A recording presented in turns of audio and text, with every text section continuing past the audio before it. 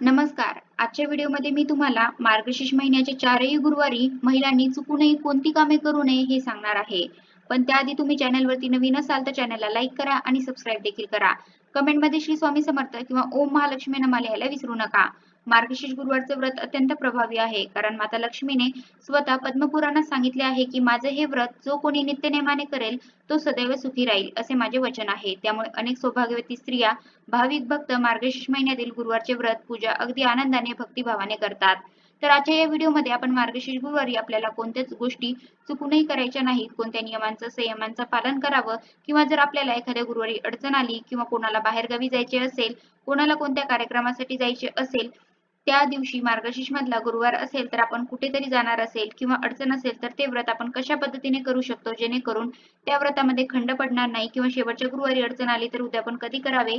त्याबरोबरच अशी पण काही कामे आहेत की ती आपल्याला या दिवशी चुकूनही करायची नसतात. कारण या दिवशी लक्ष्मीची जो कोणी भक्तिभावाने पूजा करतो त्याच्या जीवनात सुख शांती समृद्धी येते. जर तुम्ही देखील या नियमांचं पालन केलं तर लक्ष्मी तुमच्या घरामध्ये स्थिर राहील. लक्ष्मीची कृपा तुमच्या वरती नेहमी राहील. तर ते नियम कोणकोणते आहेत हे आपण जाणून घेऊया. तर हे मार्गशीर्ष महिन्यातील गुरुवारचं व्रत सुख समाधान शांती धनसंपत्ती कीर्ती मान सन्मान ऐश्वर्य मिळवण्यासाठी आणि श्री महालक्ष्मीची कृपा आपल्यावर व्हावी यासाठी करायचं आहे. तर सर्वात पहिला नियम म्हणजे सर्वात आधी त्या दिवशी घर स्वच्छ असणं गरजेचं आहे कारण माता लक्ष्मीला स्वच्छता अतिशय प्रिय आहे. लक्ष्मी ही चंचल आहे. ज्या घरामध्ये स्वच्छता शांतता विचारांमध्ये एकी असते त्या घरी वास्तव्य करणे माता लक्ष्मीला आवडते.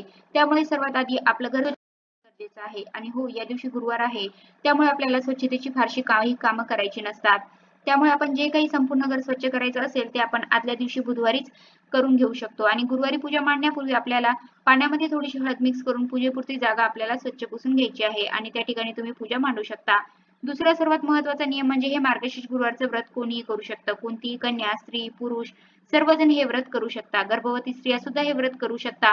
फक्त त्यांनी उपवास मात्र आपल्या बाळाची काळजी घेऊन करावा किंवा मग फक्त पूजा मांडली, कथा वाचली किंवा ऐकली तरीही चालू शकतं. उपवास नाही केला तरी पण चालेल. त्याबरोबरच काही जणांना असा देखील प्रश्न पडतो की एका घरामध्ये एकापेक्षा जास्त व्यक्ती किंवा स्त्रिया असतील तर त्यांनी वेगवेगळी पूजा मांडावी का? तर एका घरामध्ये किती व्यक्ती किंवा किती स्त्रिया असतील तर पूजा मांडणी एकच करायची आहे. कोणा एका व्यक्तीने पूजा मांडणी केली तरीही चालू शकतं. कथा मात्र सर्वजण मिळून बसून ऐकू शकता. त्यापैकी कोणा एका व्यक्तीने कथा वाचली आणि बाकीच्यांनी ऐकली तरीही आपल्याला या व्रताचं योग्य ते फळ मिळू शकतं. तर सर्वात महत्त्वाचा नियम म्हणजे व्रत करणाऱ्या व्यक्तीने शरीराने आणि मनाने शुद्ध असावे. या दिवशी माता लक्ष्मीची पूजा मांडायची आहे. त्यामुळे आपल्याला शक्य झालं तर सुगंधी उठण्याने स्वच्छ स्नान करायचं आहे. तुम्ही केस धुणार असाल तर पाण्यामध्ये थोडीशी हळद मिक्स करून केस धुवू शकता. या दिवशी आपल्याला स्वच्छ स्नान करायचं आहे आणि त्याबरोबरच आपलं मनही शुद्ध असणं गरजेचं आहे. या दिवशी आपल्या मनामध्ये कोणत्याही प्रकारचे वाईट विचार शंका असू नयेत. तसेच आपले आचरणही चांगले असावे. या दिवशी वासना, क्रोध, लोभ आणि आसक्तीपासून दूर राहावे. या दिवशी खोटे बोलणे टाळावे आणि सत्याचे अनुसरण करावे. मनाला संयमात ठेवावे. कोणालाही अपशब्द बोलू नये, शिव्याशाप देऊ नये. कारण इकडे आपण मनोभावे माता लक्ष्मीची पूजा करतो, व्रत करतो आणि तिकडे आपण असं काही कृत्य केलं तर आपण केलेले सेवेचं फळ आपल्याला मिळणार नाही. त्यामुळे या दिवशी आपण अशा गोष्टी चुकूनही करायच्या नाही. तसेच माता लक्ष्मीला स्वच्छतेबरोबर शांतता सुद्धा तितकीच प्रिय आहे. त्यामुळे या दिवशी आपल्याला घरातील वातावरण आनंदी आणि मंगलमय ठेवायचं आहे. या दिवशी आपल्या घरामध्ये चुकूनही वादविवाद, भांडणे, कटकटी, शिव्याशाप अशा गोष्टी करू नयेत. व्रत करणाऱ्या व्यक्तींनी आनंदी व शांत असावे. हे व्रत अतिशय श्रद्धेने करावे. व्रताच्या दिवशी कुटुंबातील सर्व माणसांनी प्रसन्न वृत्ती ठेवावी. सर्वांनी प्रेमाने, गुण्यागोविंदाने राहावे. शक्य झालं तर या व्रताची कथा कोणीतरी एकाने वाचावी. घरातील सदस्यांपैकी आणि बाकी सर्वांनी मिळून ती ऐकावी. त्याबरोबरच शेजाऱ्यांनाही आमंत्रण देऊन तुम्ही ही कथा ऐकू शकता. त्याबरोबरच पुढचा नियम देखील अत्यंत महत्त्वाचा आहे. घरातल्या व्यक्तींपैकी जो कोणी लक्ष्मीचे पूजन करणार आहे किंवा या व्रताची मांडणी करणार आहे, मग ती स्त्री असो किंवा पुरुष, त्यांनी शक्यतो या दिवशी स्वच्छ कपडे परिधान करावेत. या दिवशी आपल्याला काळ्या रंगाचे कपडे किंवा महिलांनी काळ्या रंगाची साडी चुकूनही घालायची नाही. कारण आपल्या हिंदू धर्मामध्ये काळा रंग हा अशुभ मानला जातो. त्यात एक प्रकारची निगेटिव्हिटी असते. आपल्याला या दिवशी हवी ती ऊर्जा काळा रंग देत नाही. म्हणून काळे कपडे न घालता महिलांनी या दिवशी लाल रंगाची साडी नेसू शकता. कारण लाल रंग माता लक्ष्मीला अत्यंत प्रिय आहे. त्याबरोबरच तुम्ही हिरव्या, पिवळ्या, गुलाबी अशा रंगाची साडी देखील नेसू शकता. त्यानंतर सर्वात महत्त्वाची गोष्ट म्हणजे पूजा मांडणी कधी करावी, सकाळी की संध्याकाळी असा प्रश्न देखील बऱ्याच जणांना पडत असेल. कारण सगळ्यांना सकाळी वेळ मिळत नाही. ज्यांना सकाळी वेळ मिळत नाही मिळेल त्यांनी सकाळी पूजा मांडू शकता. मात्र ज्यांना सकाळी पूजा करणं शक्य होणार नाही त्यांनी सायंकाळी 5 ते 7 या वेळामध्ये पूजा केली तरीही चालू शकतं. ती सुद्धा तिन्ही सांजेची वेळ आहे, लक्ष्मी येण्याची वेळ आहे. तुम्ही त्यावेळी देखील पूजा मांडू शकता. काही हरकत नाही. किंवा फक्त सकाळी पूजेची मांडणी केली आणि सायंकाळी कथा वाचली तरीही चालू शकतं. पण लक्षात ठेवा, आपल्याला कथा नक्की वाचायची आहे किंवा ऐकवायची आहे. त्याशिवाय हे व्रत अपूर्ण आहे. मग ही कथा तुम्ही मोबाईलवर ऐकू शकता किंवा कोणाला तरी वाचायला सांगून स्वतः ऐकू शकता किंवा स्वतः वाचू शकता. मात्र ही कथा ऐकायला वाचायला विसरू नका. या व्रताची सुरुवात आपल्याला मार्गशीर्ष महिन्यातील पहिल्या गुरुवारी करायची असते आणि त्याच महिन्याच्या शेवटच्या गुरुवारी या व्रताचं उद्यापन करायचं असतं. दर गुरुवारी पूजाविधीसह हे व्रत करायचं आहे आणि काही कारणामुळे मार्गशीर्ष महिन्यात न जमल्यास कोणत्याही महिन्यातील पहिल्या गुरुवारी हे व्रत करावे आणि शेवटच्या गुरुवारी त्याची सांगता करावी. हे व्रत करत असताना प्रत्येक गुरुवारी आपल्याला दिवसभर उपवास करायचा आहे आणि संध्याकाळी देवीला नैवेद्य दाखवून मगच आपल्याला उपवास सोडायचा आहे. उपवासामध्ये बरेच जण फळे, दूध खाऊन उपवास करतात किंवा सुकामेवा खाऊ शकता. भरपूर पाणी प्या आणि जमत नसेल तर तुम्ही उपवासाचे पदार्थ खाऊन देखील उपवास करू शकता.